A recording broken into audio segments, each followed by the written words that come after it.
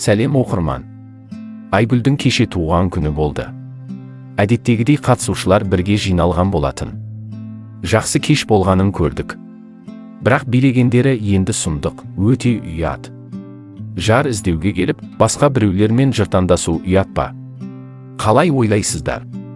Өте ерсі қылықтар, көріп ұяласын шыны керек.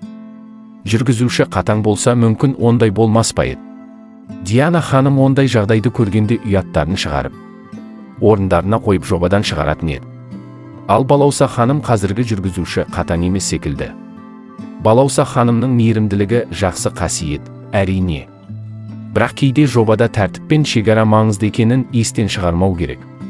Қатысушылар өзін еркін сезінгені жақсы. Бірақ еркіндік пен жауапкершіліктің шекарасын ажырата білу керек қой. Айгүлдің туған күні қуанышпен есте қалуы керек еді. Бірақ кейбір әрекеттер бәрінің көңілін түсіріп жіберді.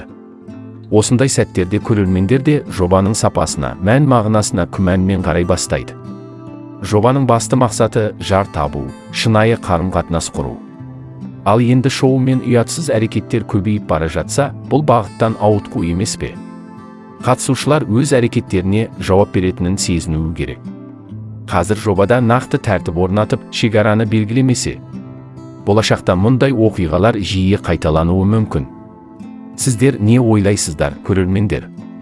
Жобада тәртіп орнау үшін қандай өзгерістер қажет деп санайсыздар? Шыны керек, жобаның алғашқы маусымдарын сағынамыз. Ол кезде қатысушыларда да, жүргізушіде де бір салмақ, бір жауапкершілік бар еді. Қазір кей сәттерде шоу рейтинг үшін бе, әлде шын мәнінде жар табу үшін бе деген сұрақ туындайды. Әрине, бәріміз де күлкілі, көңілді сәттерді жақсы көреміз. Бірақ күлкі мен күлкілі жағдайдың арасы жер мен көктей. Әдептен аспай, мәдениетті түрде өзара танысып, шынайы қарым-қатынас орнатуға болады ғой. Бір-бірімен ашық сөйлесіп, өз сезімдерін жеткізудің орнына, сахнада ерсі қылықтармен көзге түсу бұл жобаның мақсатына сай келе ме?